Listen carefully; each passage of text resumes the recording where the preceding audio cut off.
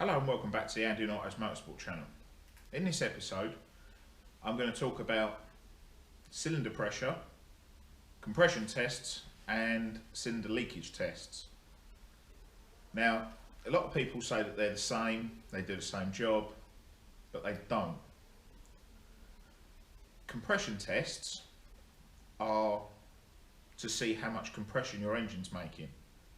It takes into account valve overlap and dynamic compression.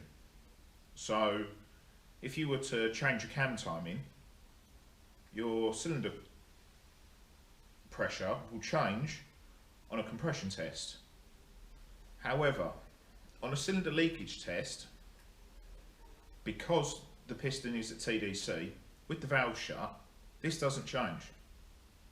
So it's a truer indication of a cylinder leakage if a valve's burnt out, if the piston rings are worn, rather than a compression test which has to take into account valve overlap.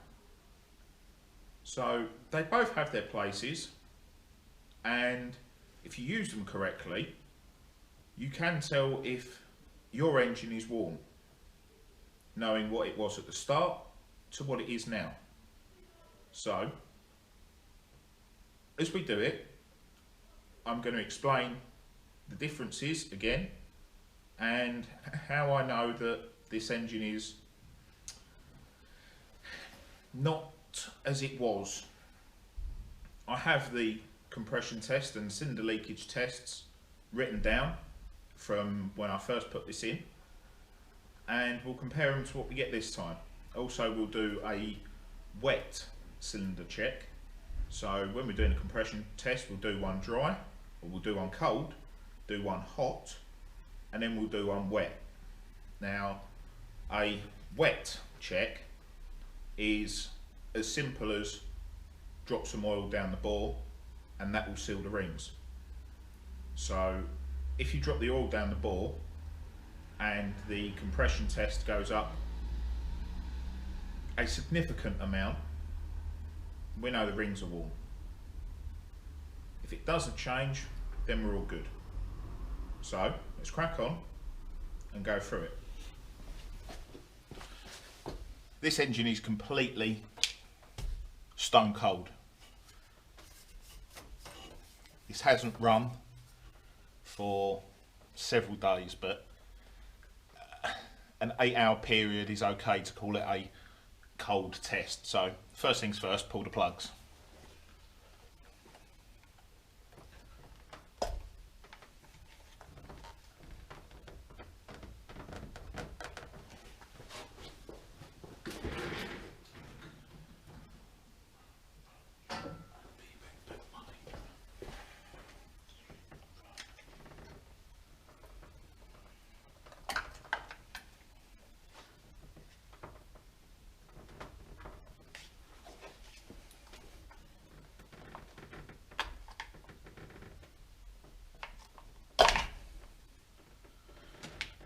Sometimes I don't want to let go.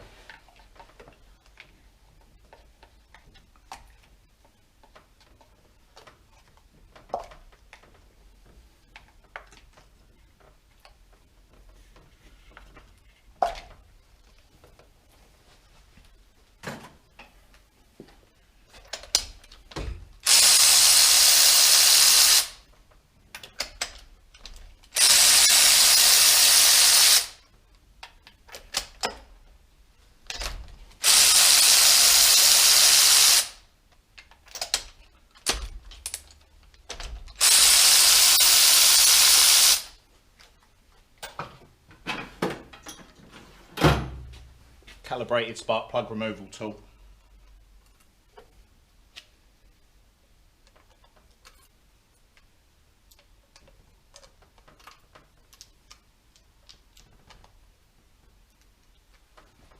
Keep the plugs in order you pulled them out. It makes life a lot easier when you're trying to diagnose a problem.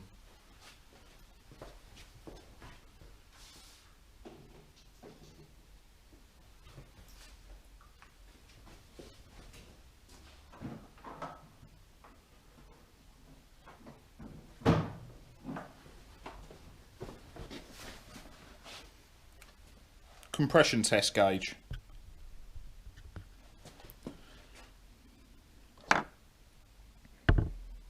That's part number. Automotive compression gauge set. Easy peasy.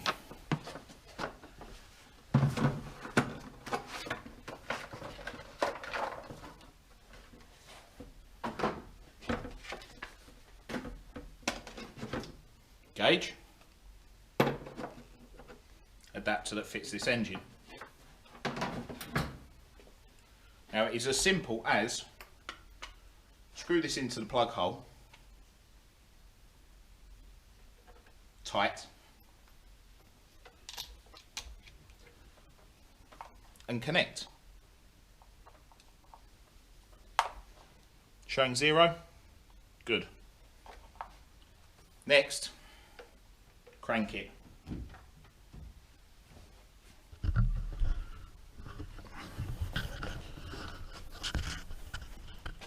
Run, run, run, run. I can be your backpack one.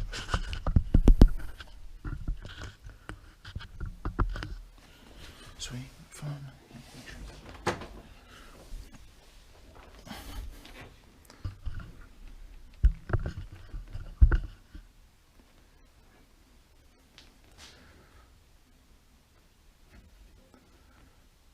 Now, 10 revolutions. You can hear each revolution as it goes round. And watch the gauge go up.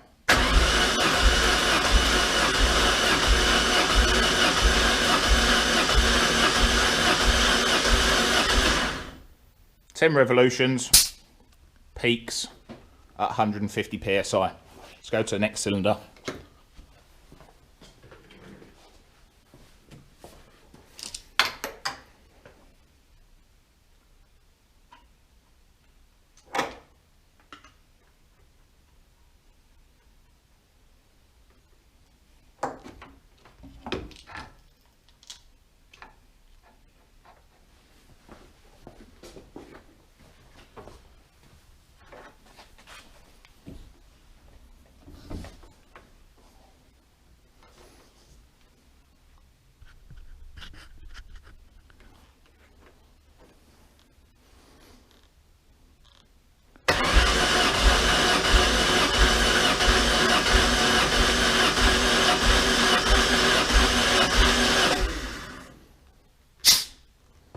Topped out 160 psi.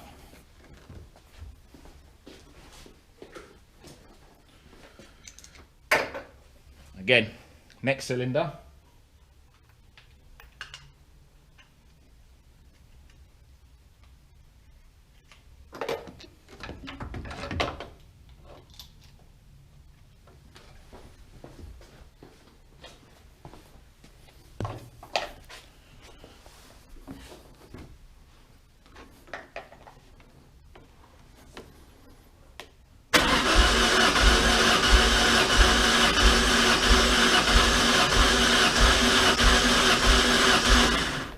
Again, tops out 160 psi. A little button on the side releases pressure after you're done.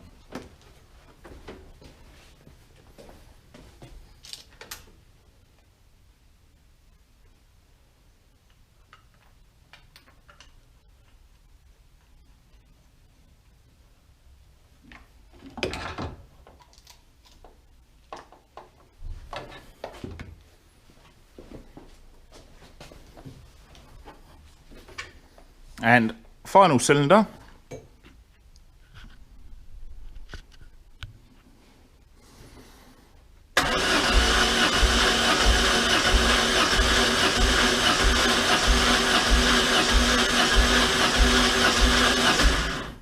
(170 psi).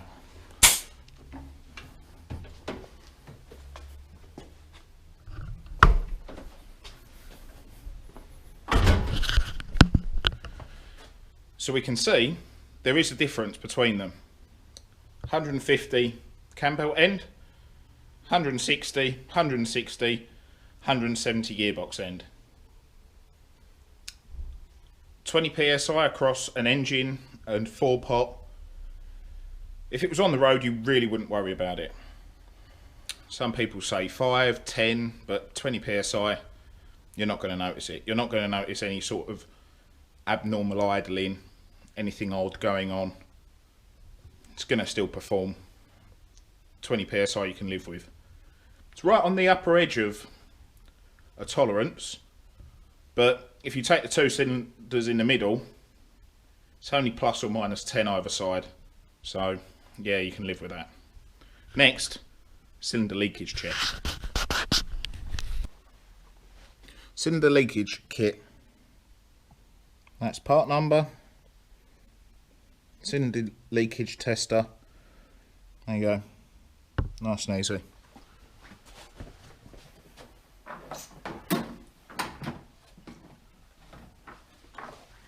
This is what comes in the kit, minus the air fittings. For this one, you do need a compressed air supply of over 100 psi.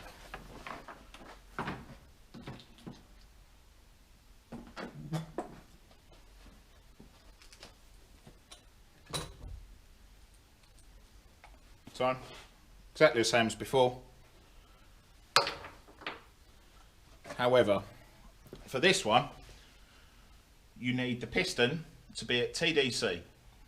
Now, because this is a 4-banger, 2 will be at TDC, 2 will be at BDC. So top dead centre and bottom dead centre. Now, if you wind one or a pair up and screw this in and it leaks, it's the other one.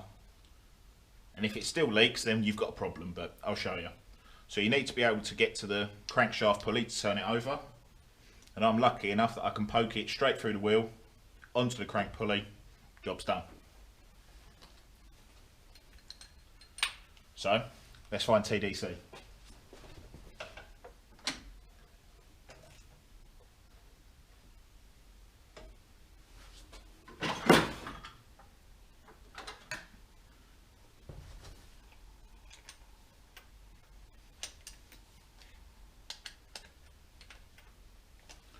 Just so that you can see, because I don't think you'd see the extensions in there.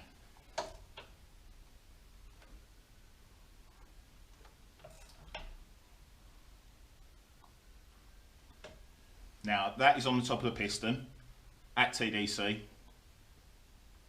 So let's go.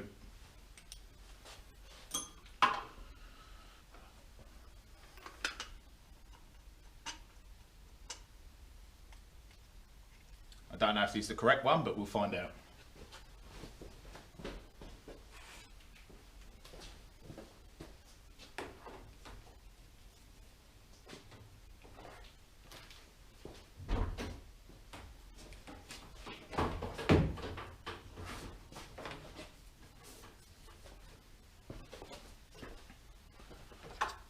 So, air connected. Now to set this up, this has a non-return valve in. So when you set it up, wind up the regulator until that goes into anywhere in the set region. So it could be at 90 psi, 100 psi. So if I set that to 0, you can see there, that's set to just above 0, 100 psi, just above 0, that's screwed in,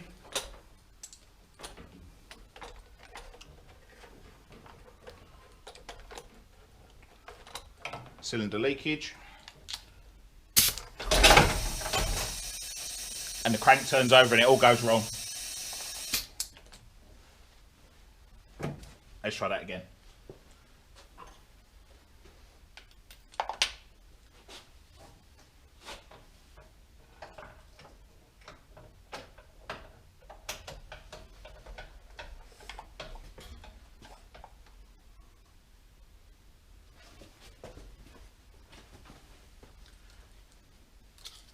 Right. Back that off a bit. There it is.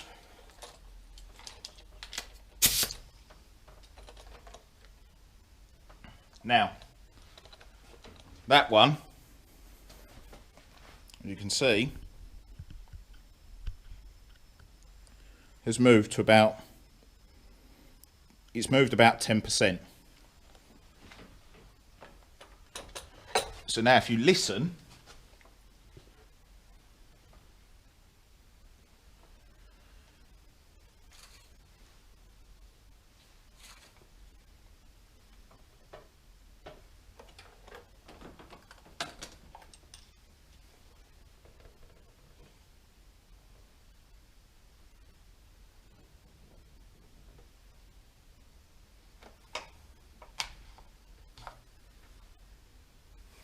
found it.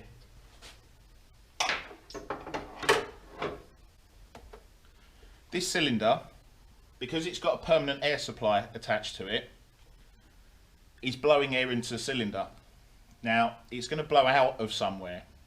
So you can listen to the intake, the exhaust, or the one that I knew that was going to happen, the crankcase.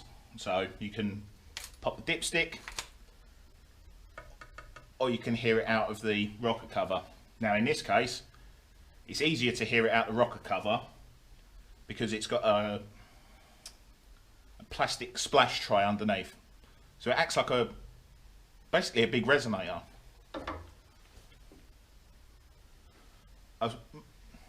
You might not be able to hear this, but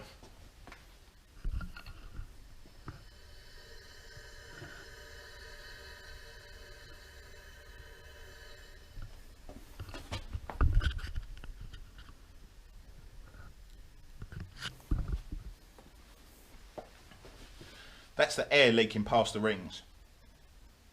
So we know cylinder 2 definitely has leakage. You can see about 10%. Now it's still in the set region, but it's leaking.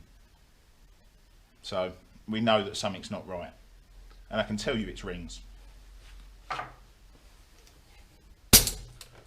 So pop that one off.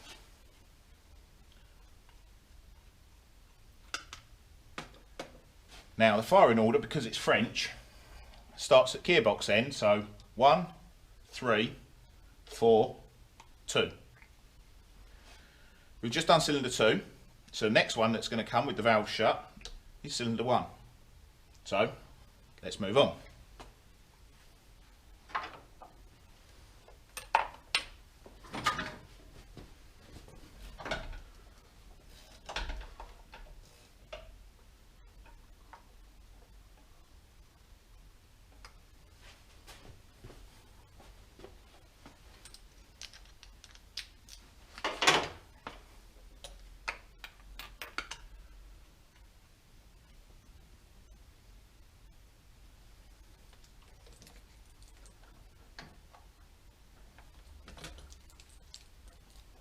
Again, it's set, it's in,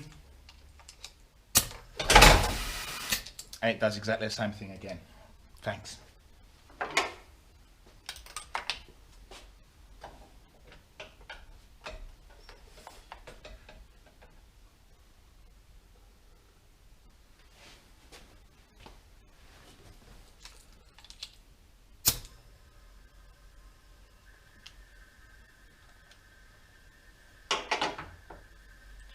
Now this one's jumped across a lot.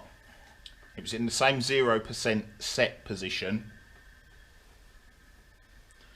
but hey, this one's actually leaking a lot more, between 15 and 20%. Whilst it still says good or low on this gauge, it's not. You can really hear it out of the dipstick or out the sump. This one's leaking worse, but this one had the best compression. So can you see the differences?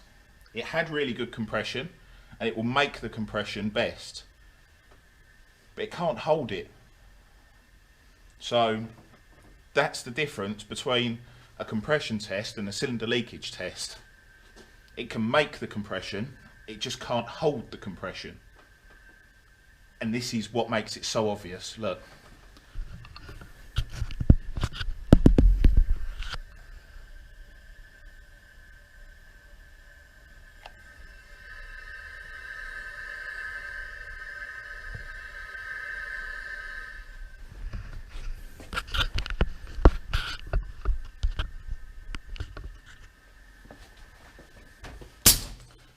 So, let's move on to the next cylinder. Cylinder 3. Let's see this time if I can get it right.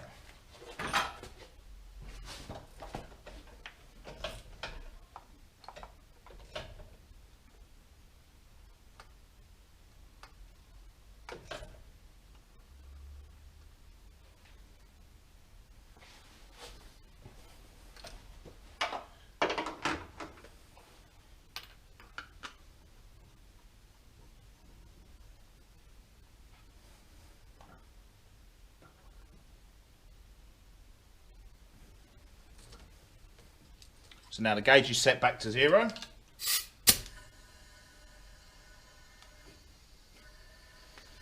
Now we only have 5% leakage on this one. Now the middle two were 160, this end one was 170, and this one was 150. Now this is only showing 5% leakage. Exactly the same as the other cylinder, middle cylinder, funnily enough. I can see a pattern.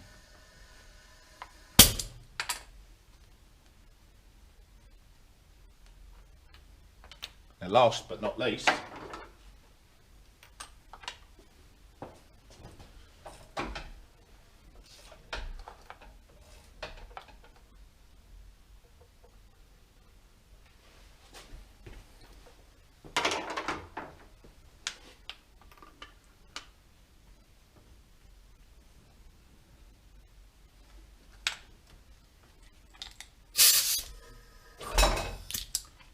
yep, fell over again.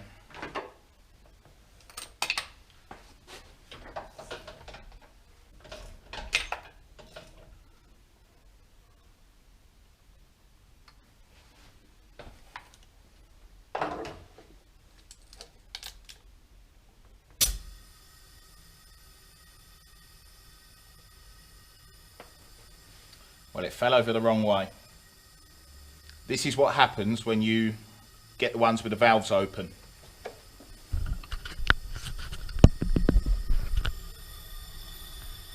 Nearly 100% cylinder leakage.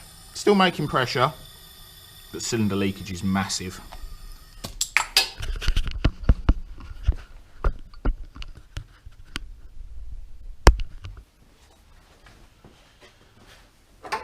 So, let's go round again.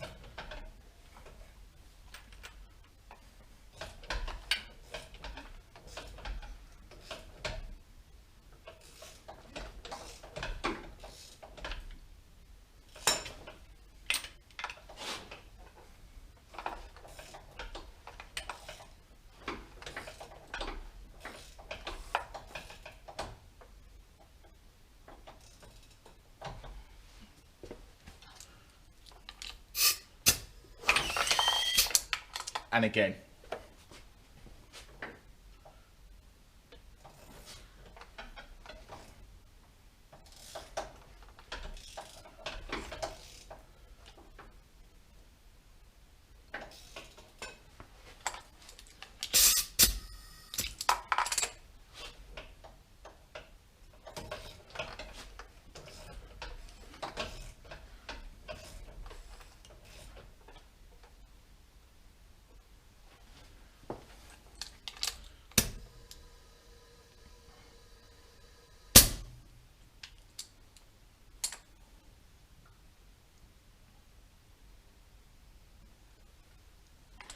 Gauge is showing 0.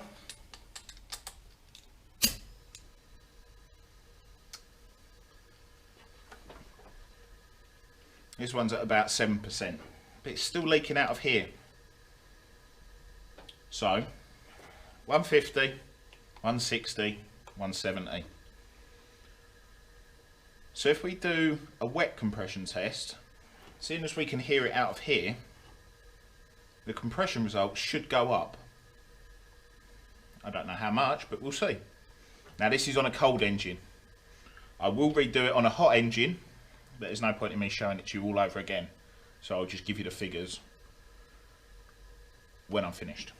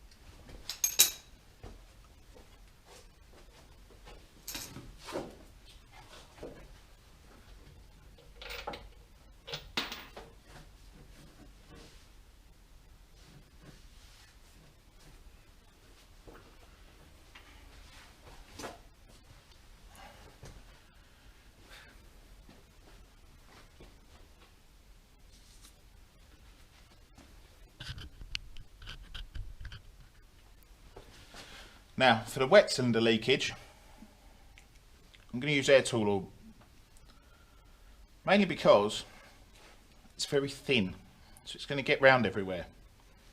A lot of people use engine oil and say, oh, it's a bit thicker. Yeah, well, I like thin because it's going to burn off afterwards. Since this engine's not going to be going anywhere for a little while. Nice and thin, burn off, disappear, not stick in the bores for too long. So, just as simple as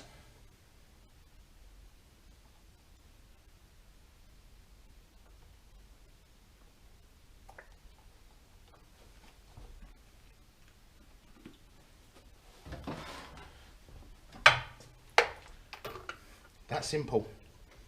Pour some air tool oil in it.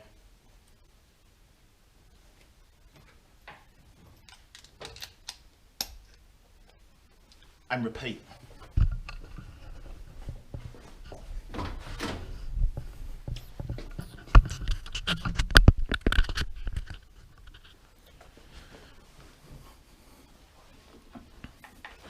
Now, as we all saw, this cylinder was 150 before. Let's see what it is now.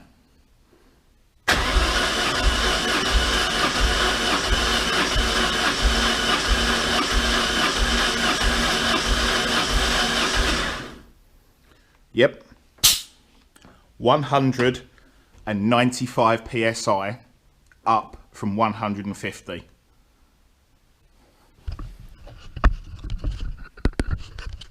That's right.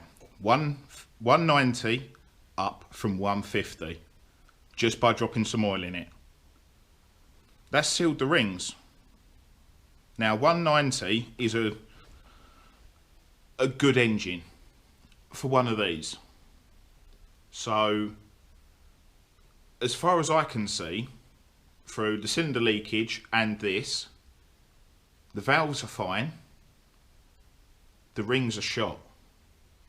We saw that through the cylinder leakage. You can hear it coming out the sump. So you drop some oil in, do the compression test. That's it. Problem cured. Well, not problem cured. Problem found. You can now go on and cure it. That, I couldn't have hoped for a better result to show the camera and to show you. That just proves that there is a difference between compression and cylinder leakage. We did the compression first, 150. Did the cylinder leakage, found out where it was coming from. Now if it was coming from a valve, you'd hear it out of the intake or out the exhaust. you'd hear it at the back of the car if the exhaust system is completely secure. No, that's not the correct word, but if it's leak free, you'll hear the air rushing out the back of the car. That means the valve's burnt out or not sealing or been clipped, slightly bent. This just shows the rings are shot. I'm happy about that, but I know that just the rings are shot and it's nothing to do with the head. Makes things a little bit cheaper. I've got to pull the engine apart, so I'm up for that cost. Means I haven't got to rebuild the head because I know the head's good. I've just proved it. So let's go, do the rest of them and see what the others come back at.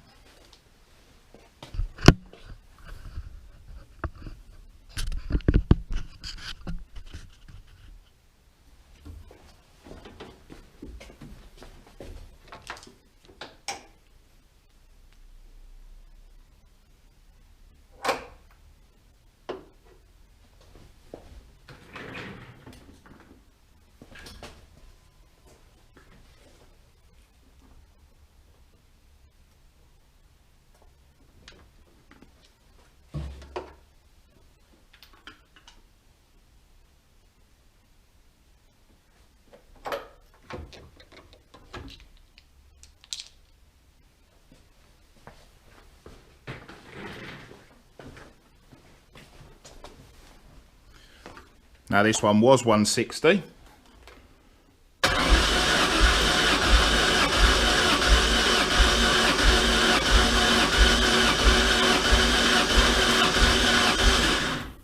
It's jumped up to 180. So not quite exactly the same, but we found another couple of PSI.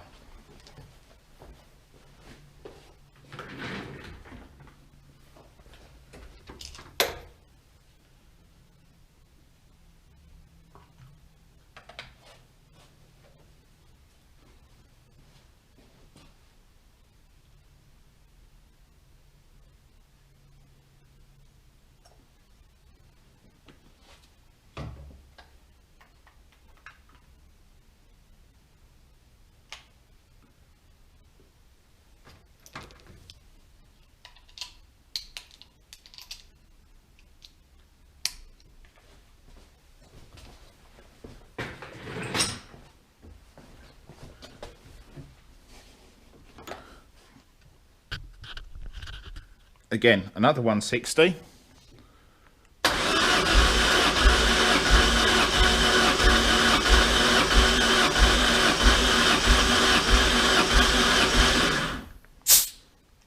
Jumps up to 185, 190. Last one.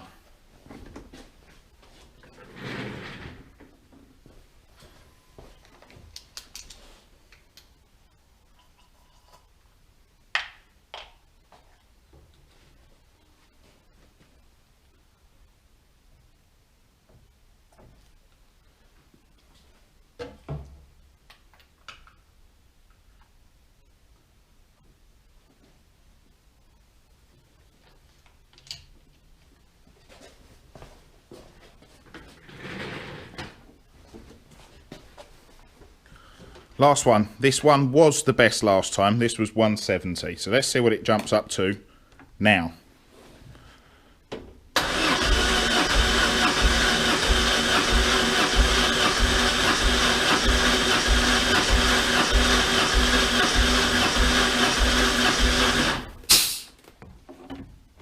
$190.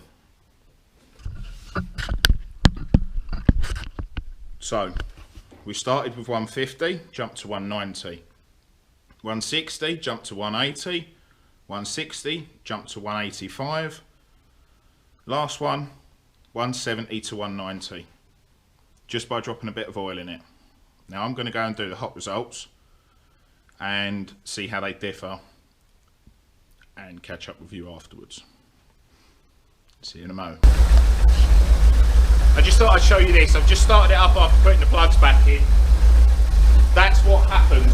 That is what the oil that I put in the combustion chamber does. Now if you put engine oil in there, that's a lot worse. Believe me, that is a lot worse if you put engine oil in. Yeah, it's a thin mist.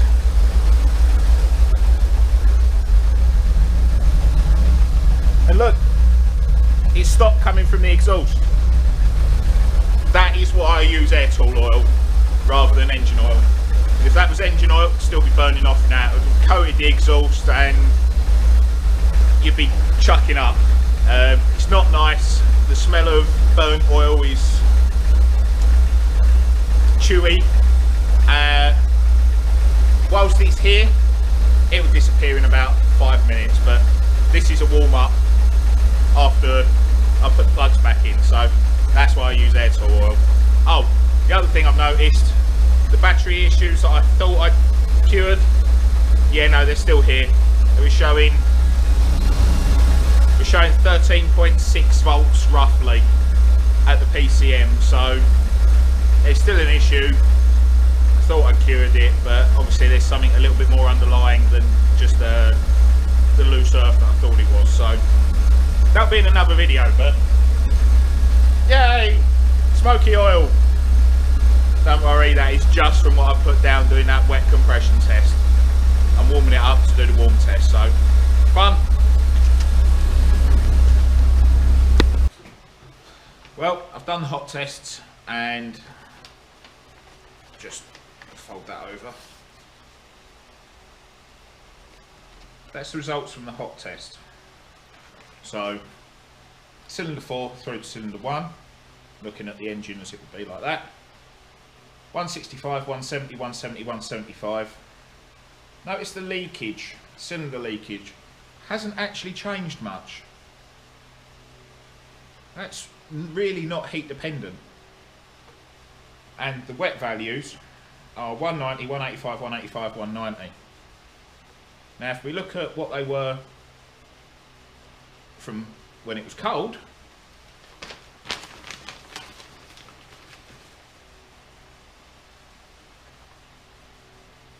the wet values almost imitate each other. So it doesn't matter whether an engine's hot or cold if you're doing a wet value, because you're sealing the rings anyway. But you can see the dry value has jumped up a bit, apart from that one. That's because as the engine gets hot, the pistons expand, the rings expand, the block expands, everything gets hot and goes to a running tolerance. Well, the running tolerance, when it's warm, is a lot closer. Now, I didn't nail it, I didn't rev it up, I just let it fast idle up to temperature. So if you were to go out and do a test drive and then bring it in from that, these values might vary slightly. They might be slightly higher, they might not change. But that, the leakage, is literally 1% apart from hot to cold. The wet is the same, the leakage is the same, it's only the dry values from hot to cold that are different. Now I've had a little look through my book, and I'm not going to show you my book because it's got some very secretive stuff in there, but when I first put this in, and it had the same cams on the same cam timing and everything was the same, and it same throttle body, same exhaust, same everything. These 4 values that are the wet values is what it was. I mean, they were slightly higher. We're talking between 2 and 5 psi higher on them. So it was, you know, 192, 190, 190, 192 dry. So yes, it's lost. If you took that wet value and just said that that was a dry value to the old value,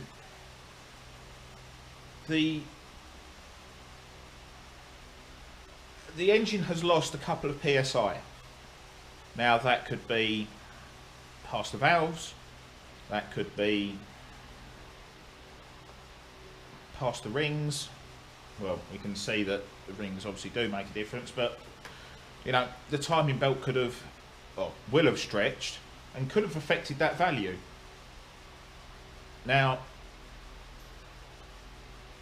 taking out that the timing belt hasn't stretched and it wouldn't have moved the cams and so on and so forth, it's lost 2 or 5 psi. Now that might be through the valve seats, but what I'm trying to say is, with a wet value sealing the rings, it's basically the same as it was before, but the dry value now has dropped a lot. So because I know what it was before and I know what it is now, I can say that this thing isn't too clever. But it's that leakage that's changed. On the old engine, it was 2%, 2%, 2%, 2%. The leakage has got a lot more, and the dry compression has dropped.